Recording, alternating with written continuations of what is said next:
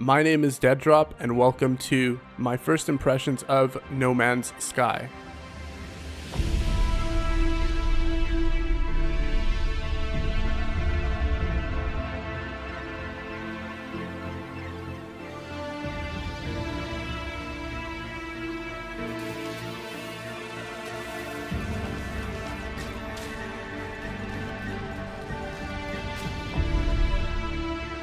A commonly repeated phrase attached to No Man's Sky prior to its launch was 18 quintillion planets. This, coupled with Sean Murray's vague responses to the specific details of the game, left gamers imagining a massive universe where anything was possible. While the mysterious approach taken by Hello Games may have helped in garnering massive public interest and hype, the visions and expectations that gamers have created have proven to be impossible to meet. In the months leading up to the release of No Man's Sky, gamers have been divided into a few groups. Those that are diehard fans of the game, those that had a wait-and-see attitude, and those that see the game as a lifeless and shallow experience, teetering on the edge of being a glorified tech demo with a $60 price tag slapped on it. Now that the game has been released, the middle ground has been sliced away, leaving a giant chasm between the nigh-religious fanatics of the game and its seemingly heretical detractors. I awaken on a planet next to my damaged ship with no understanding of who I am or what my purpose is. I see and hear 3 ships above me flying off into the distance. There's no backstory, there's no invisible hand forcing me to move in a specific direction or accomplish a specific task aside from repairing my vehicle. This lack of formal tutorial level of the game sets the stage for what No Man's Sky is supposed to be. A game full of wonder and exploration with billions upon billions of worlds beckoning you to drop by and say hello. Equipped with nothing but my mining tool, it's up to me to decide what I want to do next. I can go off and explore the first planet, I can look for various flora and fauna to name, I can mine various minerals, or I can search for outposts to find alien technology and inhabitants. Once I finally repair my ship, I take off into the stars and see the vast universe waiting to be explored. This is where No Man's Sky begins, and this is where No Man's Sky ends.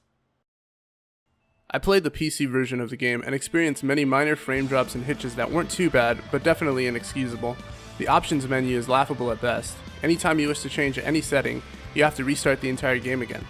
I can see how this can lead to an incredibly tedious and frustrating experience if you're someone that doesn't have a powerful rig and have to keep constantly changing one setting at a time to see what provides the best performance.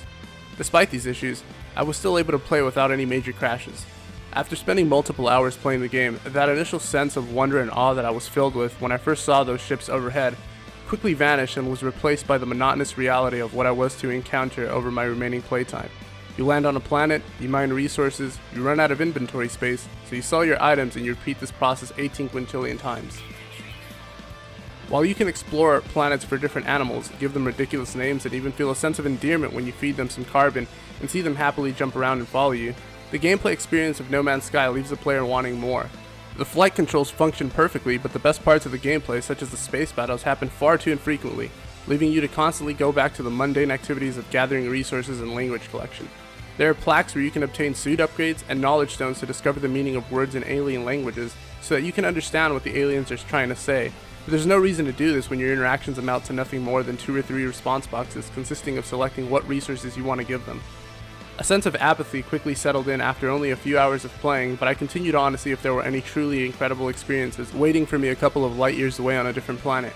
And that's when it dawned on me. That's when I realized that the No Man's Sky experience is akin to a carrot on a stick. You land on a planet to see what's there, only to realize that your princess is in another castle.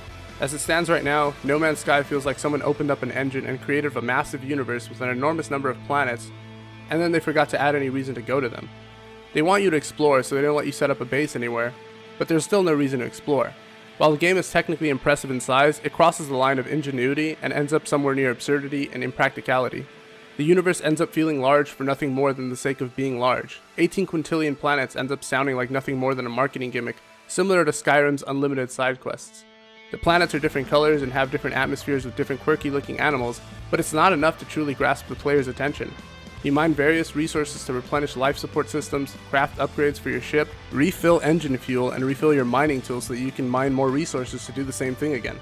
While I won't discuss the obvious UI and HUD similarities to Destiny, I will say that No Man's Sky falls victim to the same farming to farm more issue that Destiny players face.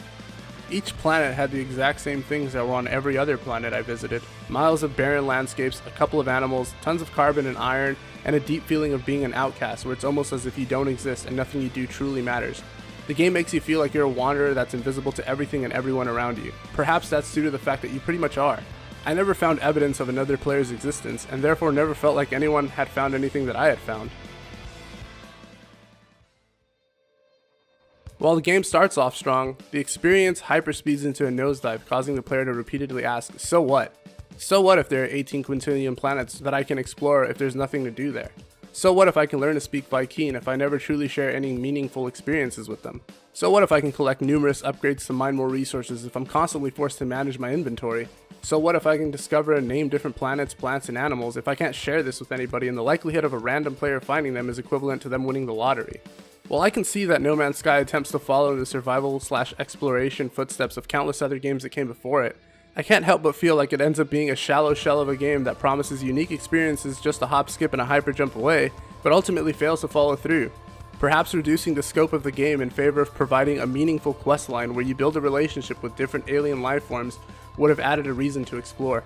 Perhaps a co-op experience where you could share these discoveries with your friends would add some reason to continue on your intergalactic quest, but alas, it's nowhere to be found. Despite my problems with the game, I can honestly say that some of the planets I visited were gorgeous, and zooming through space at warp speeds was enjoyable. However, I can also say that a lack of basic systems such as stacking multiples of the same item in your inventory and constantly having to manually manage your equipment resources quickly pulls you out of the immersion. The soundtrack is well done and the music provides a solid backdrop for the experience, but the blemishes of the game are still apparent. You might argue and say it doesn't matter because there's plenty to do in No Man's Sky, and I'd say you're right, and those things should have been done before the game was released to the public.